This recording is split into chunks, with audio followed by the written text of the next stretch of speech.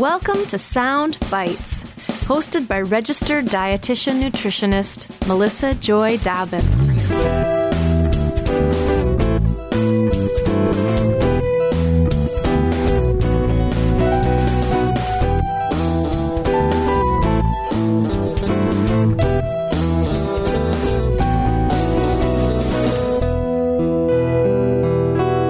Hey everybody, welcome back to the Sound Bites podcast. I just have a really quick update for you. Wow, this is the 4th episode in January. So I hope you've been enjoying the extra episodes. As I mentioned in a previous intro, this will not be an ongoing thing, but I'm really excited about the recent episodes that I've released and what I have coming up for you in February, just trying to get caught up with all this great content I have in the can and sharing it with you. So today's episode, I'm really excited about. I know I say that a lot, but I wouldn't be doing this podcast with all the pain and suffering that goes into the technology aspect if I didn't really enjoy talking to my guests.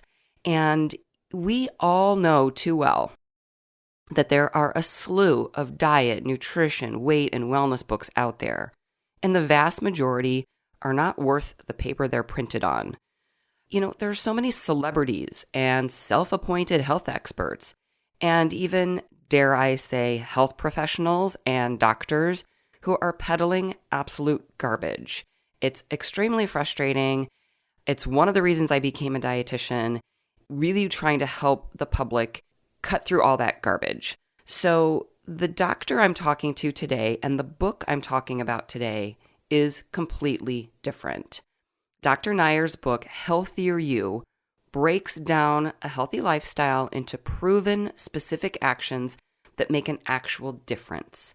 So you can ignore all of the expensive, time-consuming, inconvenient, and sometimes dangerous practices and products that don't. So last episode, 108, I talked with Jason Reese about critical thinking and behavior change. And this episode is a really nice follow-up to that discussion because the Healthier You book is organized into 10 essential factors and chapters that can help us guide our time and energy and focus it in the best way as we're trying to live a healthy life. So the first 2 chapters are Think and Change. And Think is about critical thinking and Change is about behavior change. And that sets the stage and provides a framework from which Dr. Nair approaches the subsequent chapters and topics such as eat, move, sleep, and so on. And while the fundamentals might seem really basic, trust me, Dr. Nair takes a deep dive into each chapter in a very thoughtful and very meaningful manner. You know, if you listen to the show regularly, I do like to gush about certain guests and certain books, but I don't think I've gushed about a book this much in a very long time. No offense to any of my previous guests, but this one just really struck a chord with me, and I think it will, hopefully, for you too. I also wanted to mention, if you go to my show notes at soundbitesrd.com/109, you can get a free downloadable poster from the book that you can put up in your office or your home. And it will remind you of these 10 fundamentals that we discuss in today's episode and help you keep your focus on what truly matters. So I also want to say real quickly, congrats to Heather Sugarman for winning the 2 books from Toby Amador and Jessica Levinson from episode 106, the meal planning and meal prep episode. If the name Heather Sugarman sounds familiar, it's because she's been on the podcast with me several times. She's a health and lifestyle blogger. And she was my protein partner a couple of years ago when we did the protein challenge with the Beef Expert Bureau. So she's an awesome lady and an awesome blogger, and I'm just excited that she won these 2 books. So please enjoy the episode, and as always, reach out to me with any feedback or suggestions at melissa@soundbitesrd.com. Hello, and welcome to the Sound Bites podcast. I'm your host, Melissa Joy Dobbins, a registered dietitian nutritionist. And on the show, I delve into the science, the psychology, and the strategies behind good food and nutrition. And we're going to do all of that today. I have a very special guest for you. Dr. Vineet Nair is a family physician and the author of Healthier You, a family doctor's guide to the fundamentals of better living. He has been passionate about primary care since beginning practice in 2003, and he's always been interested in the big picture outlook on health and healthy lifestyles. Welcome to the show, Dr. Nair. Thank you very much, Melissa. I really appreciate it. Well, I love your book, and the world needs your book. I can't wait to dive into this. I get a lot of pitches for guests to be on my show, and I'll tell you, there's some crazy pitches that I get, and I'm thinking, do these people even listen to my show? Do they even know what this is? I don't support it because it's not evidence-based or it's kind of wackadoodie or whatever. But when I saw the pitch from your PR professional, it really caught my eye. I was like, this looks very interesting. And I started digging deeper, and I said, yes, I definitely want to talk to Vineet. So thank you so much for pitching the book and the interview. This is such an important topic. And like I said, the world needs this book. So we are going to dive into this. But before we do that, tell us a little bit about your background. You're in Canada. You're in Ontario, right? I am, yep. Tell us a little bit about your background and how the book came to be. What prompted you to write this book? Well, as you said, I am a family doc, and thank you again for having me on the show. And I've been in practice now for 15 years. When I started practice, I was just trying to get my feet under me and start working. Over the course of my initial few years in practice, I had this sort of thought that everyone's coming in worried and anxious about their health, but they're kind of worried and anxious about the wrong things. They're either worried about their pills or their supplements, things where they're not taking care of the big things like smoking or exercise or whatever else, or they're already doing a lot of the good things and they're just focusing on these really minor things, which isn't really worth their stress and their concern. So as you said, as being a big picture kind of guy, I kind of wanted to figure out how can I package this into something that I can offer to my patients to have them focus on what really matters, and then kind of just tone down the anxiety levels that I do see in my office every day. And in addition to the book, I should say, I do want to touch on a couple of other aspects of your professional career. You advocate for primary care reform, promoting advanced access scheduling, the use of medical records, and preventative medicine, which maybe the best flow would be to leave that towards the end. But that also caught my attention in addition to your book, because probably about half my audience listeners are healthcare professionals, and the rest is, the general public. So, I think those topics are really important. So I'd like to touch on those, but let's talk about the book. You kind of set the stage with, the big picture and these patients coming in and being really anxious and wanting to make some changes, but kind of focusing on red herrings, if you will. Why did you choose to include the information that you included in the book? And we're going to go through 10 fundamentals. Of course, we can't share the entire book, in this podcast, but we are going to dive into several of the sections. What made you decide to choose what you did put in the book? It took a while to get to these 10 topics and these 10 fundamentals. I've been thinking about this for a long time and just trying to figure out how I would kind of organize things. So I do like to kind of get more big picture. As I said, it is kind of a challenge to make a big complicated topic as health into something fairly straightforward. But I'd been thinking about it a long time, and it started really as just a list with my wife and I. She'd asked me, if you're talking about your patients being worried about the wrong stuff, then, well, tell me what are the right stuff then, right? So we kind of just started scribbling a little list together just for our own sake, and even just to put up as a reminder on my exam room walls to be a positive reminder for my patients. So that was kind of the first iteration, but that wasn't quite enough. So I went further into it, and these 10 words kind of just sort of came about just from everything that I'm reading and seeing with my patients every day, going to conferences. They all kind of seem to fit in these 10 things.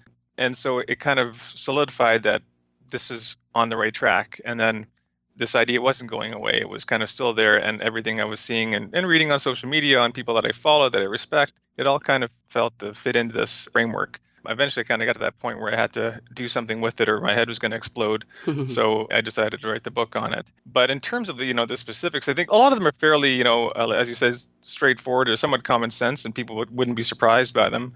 But I think the one that really kind of kickstarted it off for me was the whole critical thinking and the thinking piece, because I think that's where we often lose our footing right off the hop. Admittedly, myself, I was kind of not that good at it coming out of medical school. I got to be honest. I was in that whole category of being so open-minded that my brain was falling out and just trying to have a way of dealing with all of these options and ideas that are out there for how to be healthier. And how do you evaluate that? And how do you even decide whether that's worth trying, or what's the harm in trying these things? And I think patients get so caught up in that and so confusing that I felt that was an important place to start in terms of the fundamentals. Yeah, it's kind of paralyzing. And I talk about critical thinking on the show quite a bit. So I love that you started the book with that. And I'll just read the names, the 10 fundamentals, the names of the chapters, which I love. It's just one word. And it's very well written. You're a great writer. The 10 chapters and the 10 fundamentals are think, change, eat, move, sleep, enjoy, quit, vaccinate, screen, and supplement with a question mark. So let's dive into think. You mentioned the critical thinking. You also mentioned common sense. And what I love about you starting with this, again, because it can be so paralyzing, how do we even just get started, that it sometimes gets oversimplified, that we just think people should just use common sense. But that's not really a thing. You mentioned not really having much experience with critical thinking. And, I don't think that we are taught a lot about critical thinking, healthy skepticism, errors in logic. Nobody's immune to it, that we really need to work on these skills. So I'd kind of like you to start with your story about the complementary alternative medicine. You start the book with this story about you and your wife. So I'd like you to share that. Yeah, I did my medical training in Vancouver at UBC, and I kind of joke, but that Vancouver's kind of a bit new agey, much like California might be in some minds, where it's pretty commonplace to seek out alternative, quote unquote, therapies. And, if you don't really question it, it's just the norm. Everyone's around you is doing it all the time. It's an accepted treatment. It's nothing edgy or anything about it, right? So my wife was open to those kind of treatments, and I certainly was exposed to it in my training and amongst colleagues, and I didn't think it was that big of a deal. I had my own reservations a little bit, but I wasn't overly concerned by it. But she had gone through some pretty traumatic and difficult situations with her own health and with her family's health. Her mother had leukemia, and she was trying to figure out why, and which is a very tough question when it comes to health. And she wasn't satisfied with the honest answers that we don't really know why sometimes. It just happens. And she started seeking out other information. What else could there be? And then when we had our own challenges with miscarriages and again, why? And again, not satisfying answers. So she started seeking out other opportunities and things like that. My loved one is doing these things, and I don't want to be confining to her. I want to give her the chance to seek these things out. But I was also trying to be open-minded.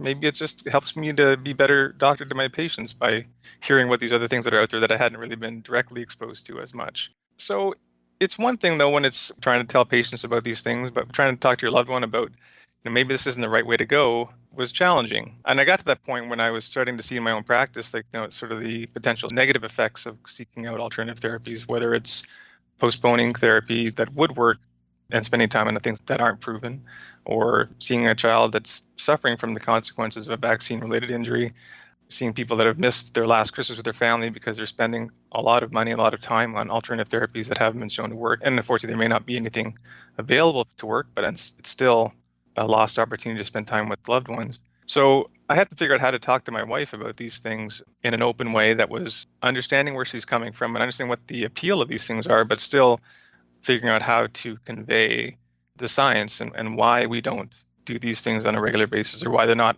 supported necessarily by much of the medical community. So it was a challenge, and it was a struggle for me to figure that out and to get my head around what do I even think about these things, or how do I even think about these things? What do I have to back my own position up? So that got me reading a lot about different outlooks and on critical thinking in general. And I have to shout out to the sciencebasedmedicine.org website. I think they do a great job of promoting science-based medicine and distinguishing between critical thinking and alternative complementary treatments. And so that really helped me kind of come up with some ways to talk to my wife and then also talk to my patients about these things, and made it become a forefront of my practice of how do I be consistent with what I'm saying to my patients when they come up to me with any number of, hey, doc, what do you think about this? I may not have heard about it, but at least now I have a process to think about how to address that issue. Right. And I think this story in this book is not about not doing complementary and alternative therapy, but what that led you to coming up with this process that you do share in the book and can be applied to all of the fundamentals that you're sharing. So I want to clarify that for the listeners and, make a finer point on it, that you came up with this great process and you go very in depth. As I mentioned, each of these fundamentals, each chapter, you go very in depth and you share some very specific tips and ideas for how to be better at critical thinking, how to be better at behavior change. I became a dietitian to help people make the most of their efforts. And it sounds like we kind of have that shared value where you see people trying so hard, but if they redirected those efforts, they would get a lot more benefit. Absolutely. I mean, I think I'm always amazed at how much patients are willing to do. Like, we give them a bad rep, maybe about not wanting to do things to be healthier. But honestly, patients are working incredibly hard on being healthier in a lot of different ways. But they're unfortunately putting a lot of that energy sometimes in things that don't give them that much impact. And when they could put that same amount of effort into things that could really make a significant change in a positive way to their health. So that's, I think, similar to what you're saying, is that's what I would love to have patients get out of this, is to take that energy that they already have and are willing to put into their health, but put them into things that would really give them that bang for their buck. Right. That's why I hate the term non-compliant. I always hated that. Mm-hmm. And that's why I love being a diabetes educator, because I feel like with those patients and that disease state, that there are some just really specific things that we can, redirect and say, oh, you don't have to check your blood sugar 6 times a day. But if you, depending on the patient, of course, if you're, on an insulin pump and you're not on continuous glucose monitoring, you might need to. But like that type 2 patient who just says, well, I'm not going to do that. I'm not going to do it 6 times a day, so I'm not going to do it at all. And saying, well, if you do it this time of day on day 1 and this time of day on day 2, or real specific things that they see that aha, and it changes their motivation. And we're going to talk about that. But before we move on to change, in the Think chapter, you mentioned heuristics. And I just had a really in-depth conversation about that in episode 100 with Dietram Scheufele. So if anybody's interested, they can hop back to episode 100 and learn more about that. But you talked about heuristics in this chapter and how that can be useful and applied to these 10 basic components of healthy living. So I'd like you to address that briefly. Sure. Well, I mean, a heuristic is really just a shortcut, right? Just to kind of rely on to help save us the whole process of having to think too much. And that can be good in a lot of ways. For most of our day-to-day living, it would be paralyzing to have to think critically about every single thing we get exposed to. So we have some things we just got to hang our hat on, and that's fine. But when things are complex, like health or like climate change or politics or anything else, just a quick automatic thought is not going to be enough to capture the intricacies of that.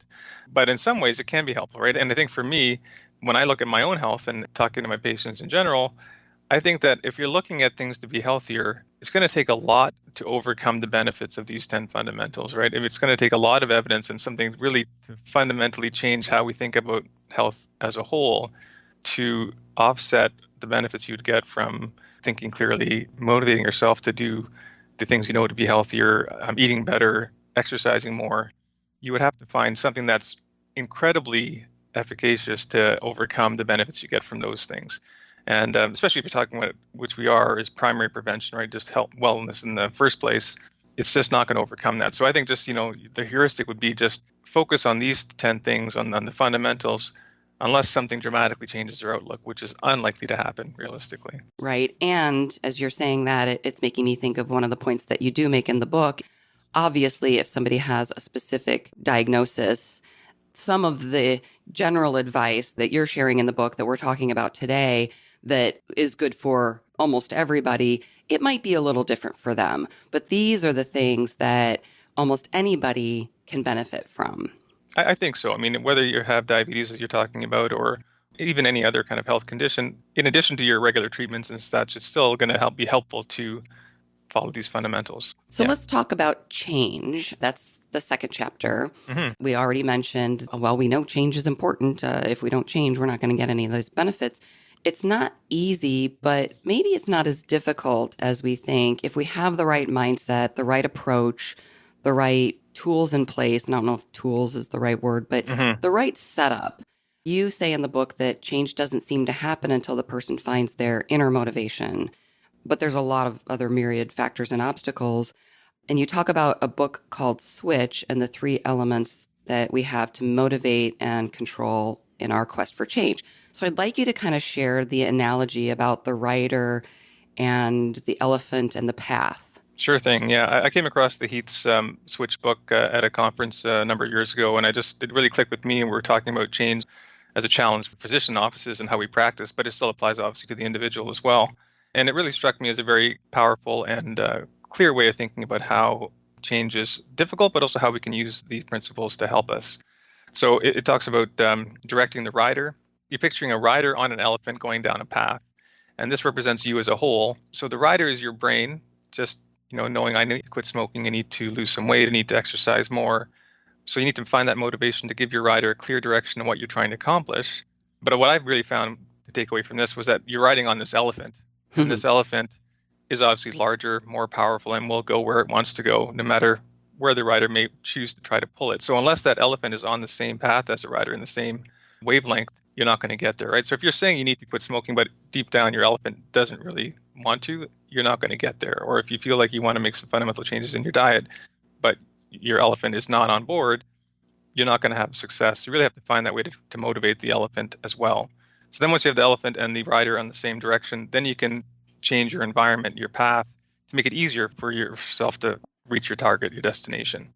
So I found those three aspects easy to visualize and make sense. And I think it's a good place to kind of hang a framework of change.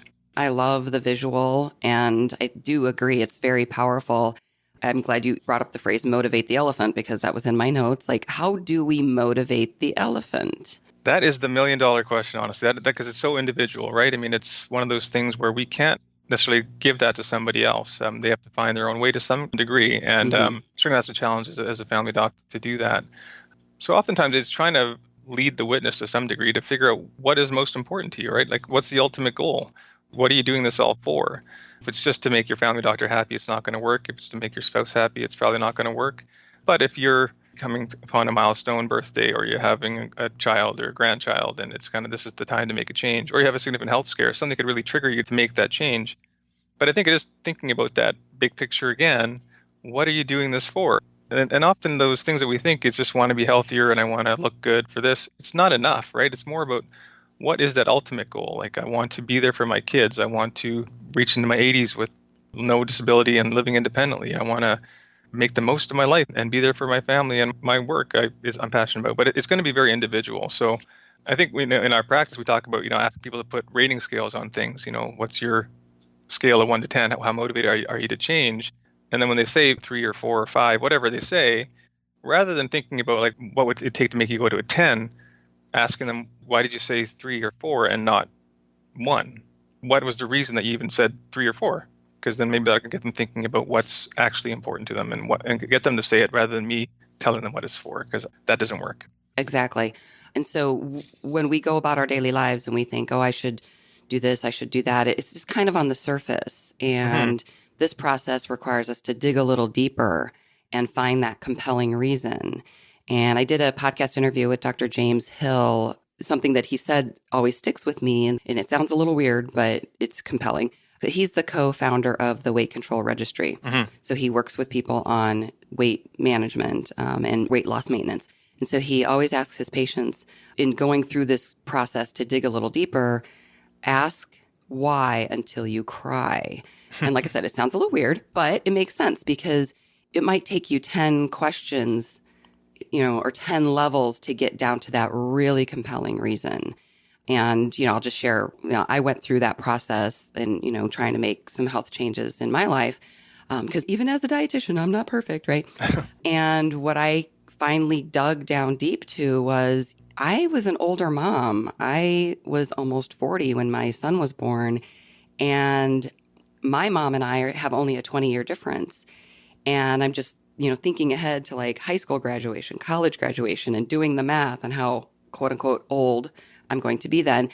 And I thought, I really want to take care of myself, because I want to be very healthy in those later years so that I can enjoy seeing my son grow and mature and have a family, and my daughter too, but we're closer in age. She just went off to college. So yeah, on the surface, it's like, well, of course I want to be healthier. But that is kind of where my journey took me.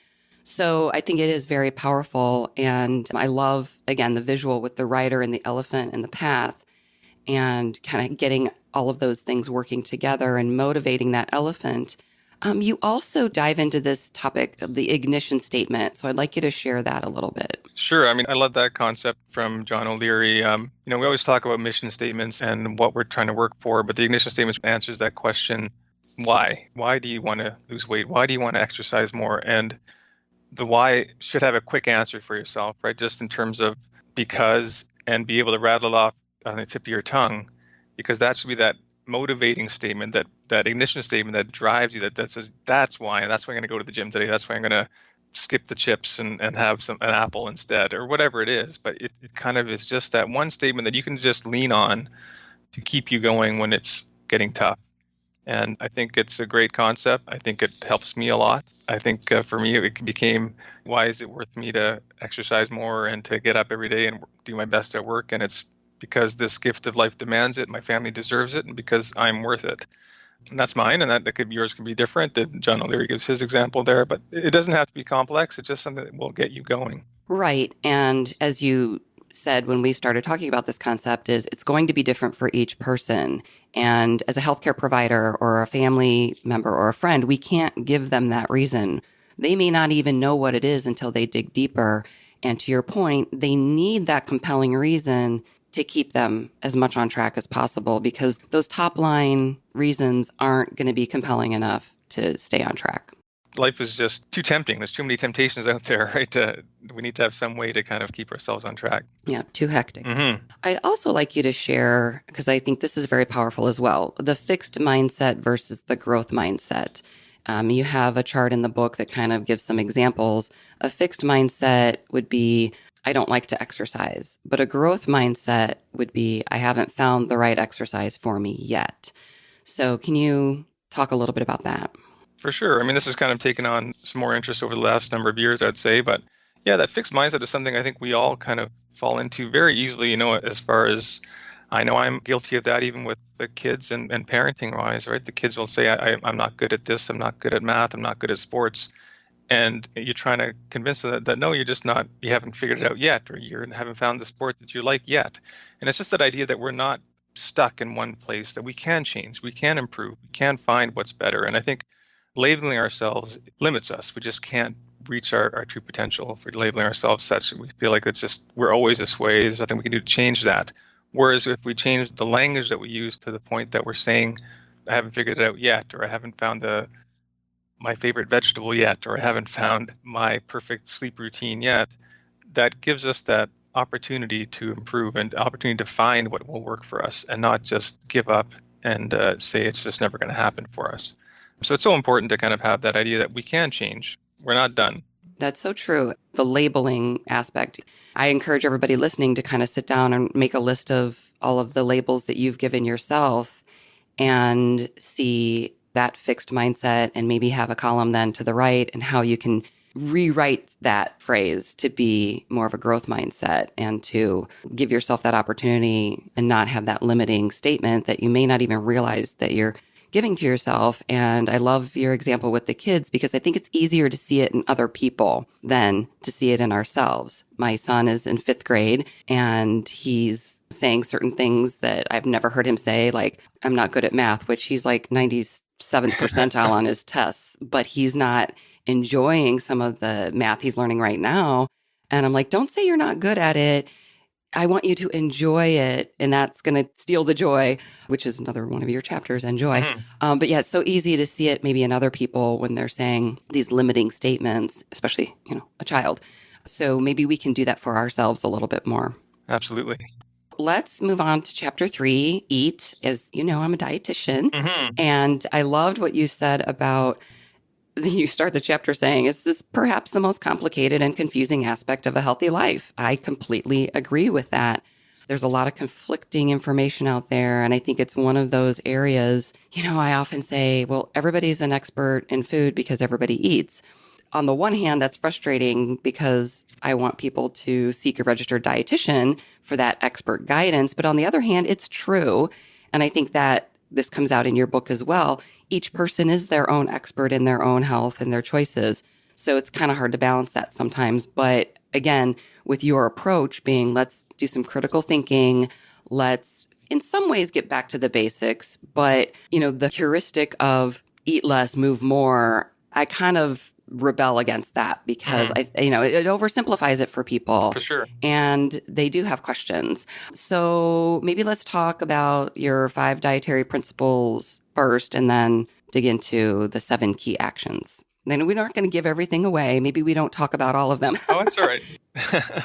There's a lot of stuff packed in here. So, well, first, I think I have to say that, obviously I totally respect registered dietitians, and I kind of feel like they're probably the most underutilized allied health professional. Certainly in Canada, I feel like that's the way it is. I mean, people will go see their physiotherapist, their chiropractor, their massage therapist, even their psychologist, but to go see a registered dietitian seems to be something that's pretty foreign to most of my patients for some reason. They think it's like a root canal, I think. Yeah, I'm not sure what the problem is, but because it's really unfortunate, because I think you guys are the experts in this category. And the challenge, I think, as a family doc is that we have 2 kind of competing things. One, patients think the doctors don't know anything about diets, and we often may not know that much, and they just come away with that advice of eat less, move more. Or they expect us to know everything about diet, and then they're disappointed when we don't. They want us to be able to tell them exactly about every fad diet out there and how to use that in their life. So I think my role as a family doc is kind of looking at the bigger principles aspects, because I think I can be fairly consistent with that. It's telling patients, these are the general things that I think you need to be aware of when you're talking about a diet, whatever diet you choose to do. And then if you need more help than that, seeking out a dietitian would be the way to go, because I'm not equipped to analyze a food diary and offer a specific meal plan for somebody and how to really get into the fine details of that. So I think my role is talking with the principals and giving them some resources, whether it's a dietitian referral or apps or books or whatever it is. So the 5 dietary principles we talk about, are kind of, again, big picture things, that calories do matter. It's not perfect, but, having some way of measuring how much you're eating is going to be important, right? I think with diet more than anything else, but with everything with health, is that humans aren't meant to suffer. So not suffering and being able to do this for the long term is a huge aspect of that. In general, other minor things, hunger is your enemy. You don't want to be hungry. So if you can, in general, kind of plan your meals ahead of time so you can focus on that. That will help you. And then that there's no forbidden foods, that we have everything has a place, because we use food for so many things, right? For celebrating, for grieving, for coping with stress, that we have to have some ways of incorporating those into our life. And to say that it's just forbidden is not sustainable either, for the most part. And then I do really like that concept from Dr. Friedoff's book, The Diet Fix, about your best weight, that your best weight is just coming from the lowest amount of calories that you can eat with the most amount of activity. That's just it. Because I think if you look at the 10 fundamentals, it doesn't really talk about weight as a fundamental in and of itself, because it's a result of actions, of dietary actions that you make, or lifestyle actions you make with exercise to some degree. So I think just being not so focused on the weight, but just focusing on the specifics of the actions and the behaviors that can influence your weight, and then being content with that. I love it. Yeah, it's the process, it's the behaviors, not the number on the scale. Correct. Great. And so you have 7 key actions, like keeping a food diary, cooking more, looking at labels, eating at regular intervals, and eating breakfast. But like I said, you go into great detail in the book without it being, a prescription diet. And again, because different people, somebody might be a vegan, somebody might be an omnivore. So you don't get into meal plans or anything like that. But it's a great place for people to start and kind of get those ducks in a row before they get a little bit more specific. So thank you for supporting dietitians and referring to dietitians.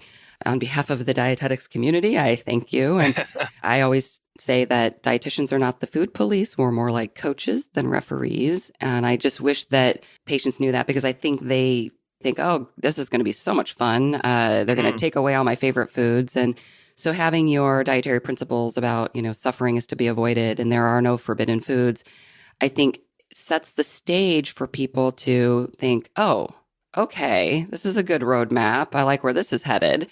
And maybe then be open to getting a little bit more specific guidance. I would love that. The next several chapters, I'm just going to name move, sleep, enjoy, quit, vaccinate, screen, and supplement with a question mark. Which one would you like to touch on?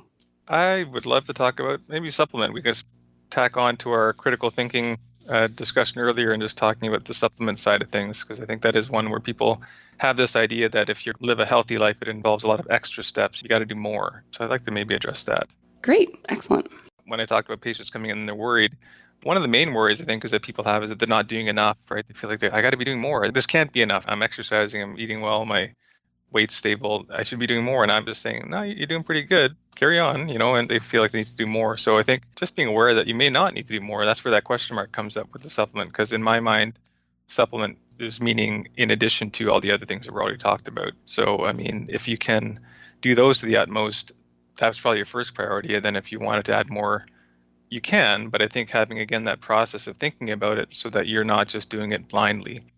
So that's what I talk about in the book, is kind of a bit of a process for assessing whether you want to do that supplement or not, because most times there's not a whole lot of evidence for it. So you're kind of just a bit nebulous in terms of what you're deciding upon. So just thinking about it in a certain way. Right. So kind of getting these other fundamentals in place and then seeing what can supplement the diet. Exactly. Maybe somebody's taking something for sleep. Well, maybe if you get your sleep hygiene in order as best as you can, you won't need a sleeping pill, things like that. And you do list out in the book, some of the specific supplements that, yes, like I have a B12 deficiency. I've got to take a B12 supplement.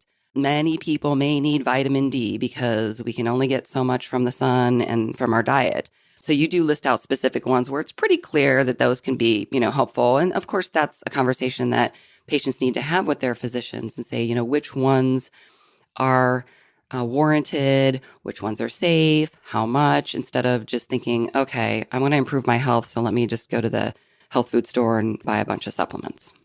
Right. I mean, I think I'm not necessarily not talking about that people shouldn't take supplements or shouldn't take medications. I think it's more just having an awareness of why you're taking it. I think that's what I talk about. The first step is like, what is the actual benefit you're expecting to get from the supplement? Because a lot of times people do just say, I need to take this because it's good for me. But what does good for me mean, right? Is it supposed to help you sleep better, live longer, make your bowels more regular, whatever it is? What is the actual benefit you're trying to get, and what's the evidence for that benefit? And then you can kind of take the next step and think, okay, this is the benefit. Now, what are the risks of it? Because if it does have an effect, then it must have the potential to have a side effect. And so this being aware of what are the potential risks of me doing this, because I mean, if there's some evidence, but not a lot of evidence for it, then you want to make sure it's safe. And then after that, you can look at the other aspects, which are practical aspects, but are important to think about. What's the cost of it? Because these things aren't inexpensive a lot of times. And could that money be used on other things that are more important to you, whether it's healthier food or even just, feeding your joy in your life by going out with friends or something, going to a movie with a friend. And then the convenience factor, because as you said, life is very hectic and busy, and we want to make sure we're using our time wisely. So it may just be popping a vitamin D pill every day, and that's, no big deal and easy, right? Or it could be having to drive across town and find parking and, wait in a waiting room for an appointment and wait, to spend an hour a week on something as a supplemental therapy. So I think just being aware of that convenience factor. Then if you think about the, the benefits, the risks, the cost, the convenience, and you think, you know what, I still want to do it, then that is totally fine, right? At least you're going through that with. It's an informed decision. Absolutely. Yeah, absolutely. And then your eyes are wide open, and then I have no issues with that at all, right? Right. So you're applying this critical thinking process that you set the stage with in chapter 1 to every single chapter. And so you just kind of explain that with regard to supplements. You also say in the book that each chapter clarifies any confusing messages around its topic. And as I've said, you providing specific actions to help people take steps toward wellness. I'd like to go back to screen because you don't mean screen time, which is what I thought when I first looked at it. And I think this is really important. And you share some interesting, I don't want to say pros and cons, but it's something that I often feel that, oh gosh, if people would just, get their regular checkups, they could catch things early and they would kind of have an idea of where their health is at. So talk about screening and, so like I said, the pros and cons. Absolutely. So yeah, screening is another one of those things where it's an extra thing to some degree. I mean, most of the fundamentals I'm talking about are primary prevention, trying to keep people well, trying to prevent illness from happening in the first place. And then screening is kind of this idea that, well, if you can't prevent it entirely, because we can't prevent everything entirely, picking it up early with screening tests and checkups and those kind of things would make sense. And it sounds like it would make sense for sure, but it's challenging. You have to have certain criteria in order for these things to be amenable to a screening program. They have to be, fairly common. There has to be some lag time from the time it starts to the time it gets serious. There has to be treatment available to offer to help pick it up, to help treat it in that time gap. There's not that many illnesses out there that meet those criteria. And so as much as I'd like to have tests for all these things, most times we don't. I have patients come in for their checkups or their just regular appointments saying, I want to be checked for cancer. Well, there's no real test for cancer. Cancer is not just one thing. And it's frustrating, but it's the truth. So I think, this whole idea of picking things up early is great, but it's a distant second to preventing it in the first place. And when you're talking about checkups, it's an interesting thing. We're as family docs are moving away from the whole idea of the annual physical because it hasn't been shown to be that helpful. We talk about check-ins rather than checkups, or health reviews rather than a checkup. Because realistically, me listening to someone's chest that's totally healthy is really not likely to yield very much. And sometimes the health review may just inquire about, how are things going with your diet, with your sleep, family history-wise, what's going on, and then talking about any screening tests that may be warranted depending on your age and your risk factors. So it's challenging in the sense that people want us to tell them that they're okay and they're great. But unfortunately, it doesn't always work that way. I mean, it's a very interesting psychological phenomenon, right? Patients that come in for their annual checkups, they tend to be the healthiest people in my practice. Yes. They're already proactively thinking about their health. And so I don't really have that many concerns with them. And the people I should be spending my time with aren't coming into the office to see me. Right. And then in other ways, people will come in and say that my doctor said I'm fine. That means I can carry on with my life as it is, which isn't really what I'm able to do, right? Hopefully that's not what they get out of some of these visits, but it can happen, right? When my cholesterols are good, that means I don't have to change my diet or I don't have to lose weight or whatever else. It just reinforces their current behaviors. Interesting. It's not as clear-cut as we think. The idea is that, more testing has got to be better, but there are potential harms to that. That's very interesting. I'm glad you're sharing this. I just had my 50-year physical and I had all gold stars and my HDL was 101 and I was like, woohoo, my bone density was good, But yeah, I can see what you're saying. And, it reminds me of what I had just said about dietitians being more like coaches than referees. If the checkup is now a check-in, maybe these people who aren't coming in because they know they're going to get dinged and bad scores could see it as this review that you're talking about. And let's look at these 10 fundamentals and where are you, needing some help and where are you needing some guidance? How can you, motivate the elephant? Absolutely. Yeah. I think it's easier to get a test, right? It's easier to come in and check that box that I saw my doctor this year. I had my blood work done.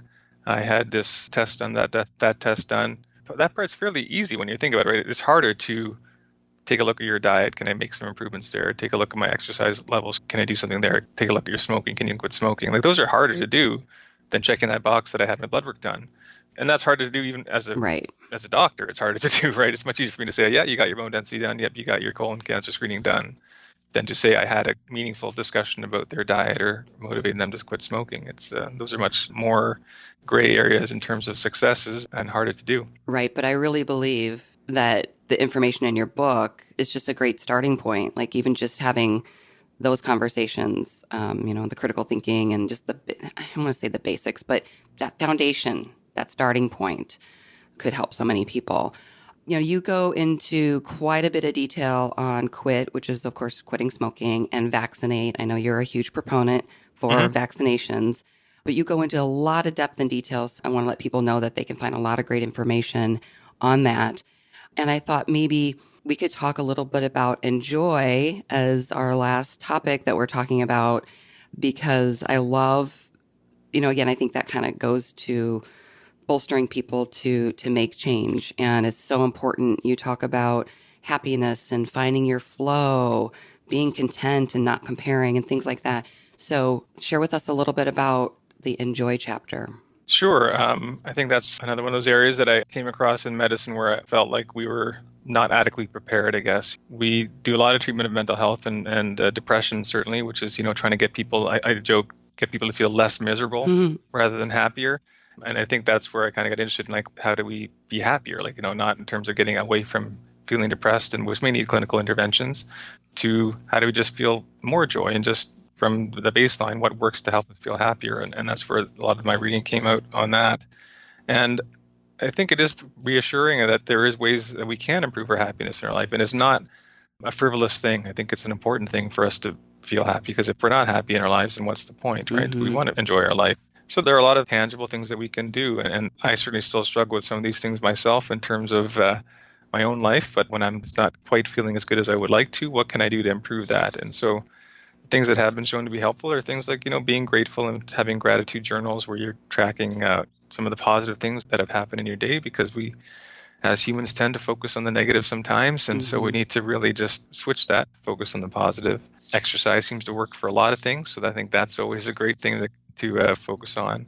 I don't want to talk about every single thing in the Enjoy chapter, because there are a fair number of things on that. But things I think, like you mentioned, was I think that we don't maybe appreciate as much, is that the importance of connecting with people and having close relationships and really fostering those relationships, because life is so hectic and we are trying to fit so much into every single day that I think we need to value that. I think we need to be okay with, I'm going to take this time to talk to my high school friend or go out for coffee with this friend and with my parent. And those aren't wasted opportunities. Those are important opportunities for our health and for our well-being and for our lives. So I think not downplaying that is an important aspect of health. Yes, thank you. And just like with every other chapter, you really get in depth in this. It's not just, keep a gratitude journal. I mean, you really get into some of the science and some specific strategies that people can try. So thank you for acknowledging the importance of that, because I do think that people feel like that's farther down on the list, and it is so important. I want to go back to supplements real quick, because I had a question pop into my mind about medications, because it's interesting that people want to take all these supplements, but they don't want to take any medications. And as a diabetes educator, I get a little frustrated sometimes that people think all medications are bad and they need to get off their medications. So how do you approach medications with your patients? I'm a big believer in the whole model of shared decision making. So similar to supplements, really having that process, talking about pros and cons and working with the patient to see what benefit they can get from it. It is the same process, though. I think at the end of the day, though, I think it is still talking about benefits, risks, costs, and convenience, because as you know, with diabetes patients, if they don't want to check that frequently, they're not going to do it. If they don't want to take a pill 4 times a day, can you find that they can take once a day for the convenience factor? So I think just talking about that openly and being aware that at the end of the day, this is the patient's life and they have to be open to doing these interventions. And so, being clear on what the actual benefit is, because we have tools now to help us give more tangible information to patients about what benefit can you expect. And the challenge is, though, is that we often, as physicians and medical professions, we're talking about treating these things, but we don't do a good job of explaining what kind of benefit patients can expect. And I think being really clear on that is really important. But in terms of the supplement thing with the medications, I comment that to patients all the time with statins and cholesterol-lowering medications, is that we know that it does lower risk by approximately 25%, relative risk for a lot of heart disease and stroke. So if you can take this medication and it's not giving you any side effects, well, it's kind of like taking a supplement, right? You're taking something that has no side effects, but it has really good evidence that it's helping you. Why wouldn't you do that when you would take, another vitamin supplement that has very little evidence of any benefit? And potential risks. Yeah, exactly. So I think it's everything that we put into ourselves is going to have the same process. I don't think we need to distinguish the process-wise, which is what I kind of like. As long as we're consistent, it makes sense. Because if it makes sense for supplements, that same process should make sense for medications. Yes. And I think it's also, we're talking, again, with even cholesterol, statin medications, we're talking about primary prevention. People that haven't had a heart attack, we're trying to prevent them from having heart attacks and strokes. It's different than we're talking about treating someone that has had a heart attack or has had a stroke. There's going to be different numbers involved and different benefits to it. It's not simple. It's not black and white like the old days where you just do what your doctor said and you just do it. I think it's better. It's time to talk about things, and patients are educated. They want to know the pros and cons, and I think they're able to make their own decisions on that. I love that approach. I wish more people would have these conversations with their physicians. I've had people with diabetes contact me to do counseling, and they'll say, to your point, my doctor wants to put me on this pill that, it was a timing issue, and it just wasn't going to work with their schedule. And I said, you've got to go back and talk with this doctor. They probably have no idea that it's not going to fit with your schedule, and you have a valid point. So if you talk with them, maybe together you guys can figure out a better choice, a better option for you. And if that doctor's not willing to have this conversation with you, I strongly encourage you to find a new one.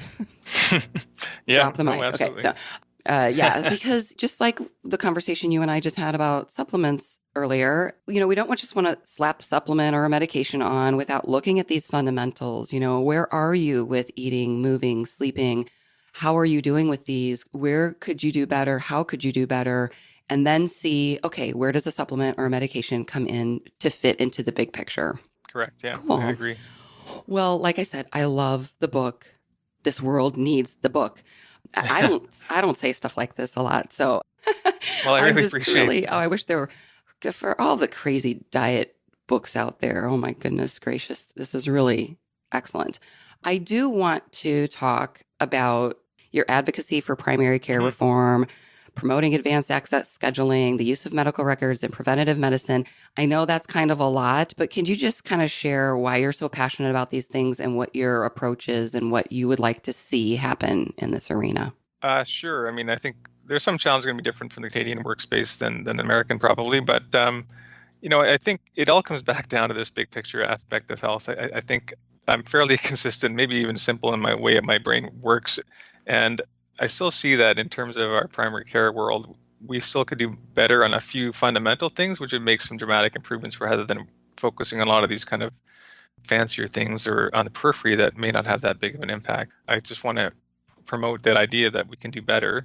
So primary care reform is all about just what can we do in family medicine, primary care space to just do a better job overall.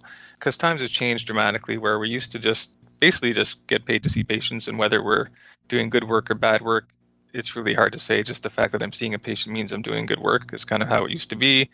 We used to be very well respected no matter what we did. We just do whatever the doctor said. We're just not questioned. Whereas now, we're challenged a lot, and people are wanting to have a trusting relationship with their provider, and they want to feel like they've been heard. And it's just a different environment right now. And I think that's a good thing. We're held more accountable. So primary care reform is just talking about quality improvement, that our job is to provide patient care, but also to improve patient care. So how can we continue to do that every day? Just like patients are trying to improve their health every day, how can we improve our practices every day just by small steps? And that often involves EMR, electronic medical records. The power of the EMR is promising. I know it's a headache for a lot of docs, but there is a lot of potential with it. And then certainly in the docs that I see, a lot of it is still just the basic stuff, like just making sure you're entering the data in correctly so you have a very clear cumulative patient profile ready to go so you can easily see everyone's problem lists, or having it all connected with the system better, being able to send better referral notes with all the information tied in, being able to call in patients so that if they're being more proactive, if they're a poorly controlled diabetic patient, that they can be proactively called in rather than just waiting for them to show up. And then advanced access is all about access to your physician. It's the idea of supply and demand applied to medicine. So, in Canada, we have often an access issue with family doctors not getting in to see your doctor when you'd like to.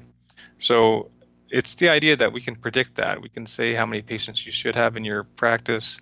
Given the size of your practice, can you balance your work schedule?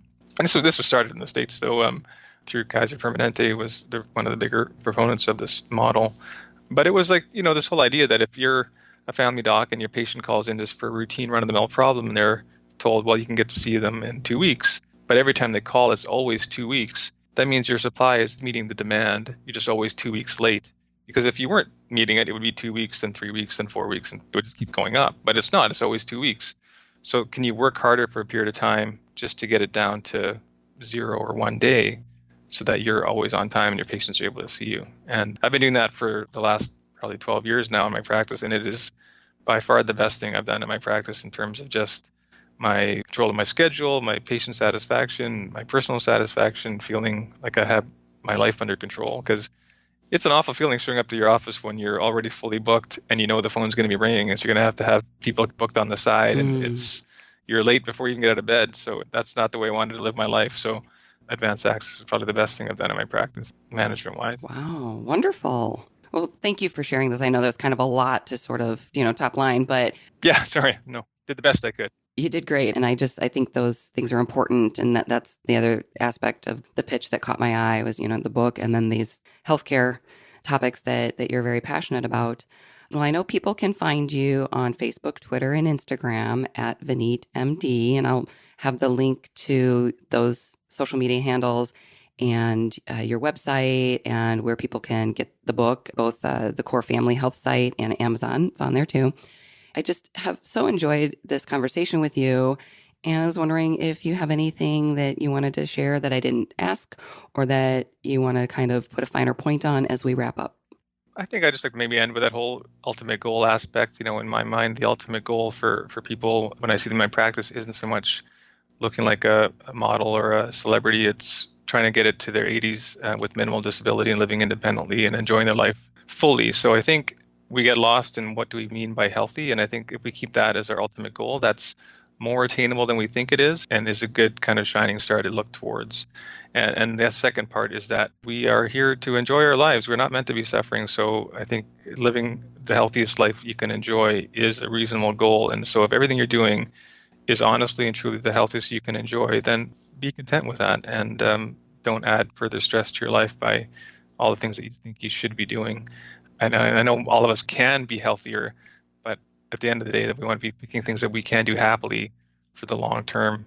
And I think there's lots of things we can learn to do happily, but always trying to be living the healthiest life you can enjoy, I think would be a great place for us to aim towards. It's a wonderful goal, wonderful goal. And, like I said, everybody listening, there's a lot of meat to this book. I'm not saying meat as in the meat you eat.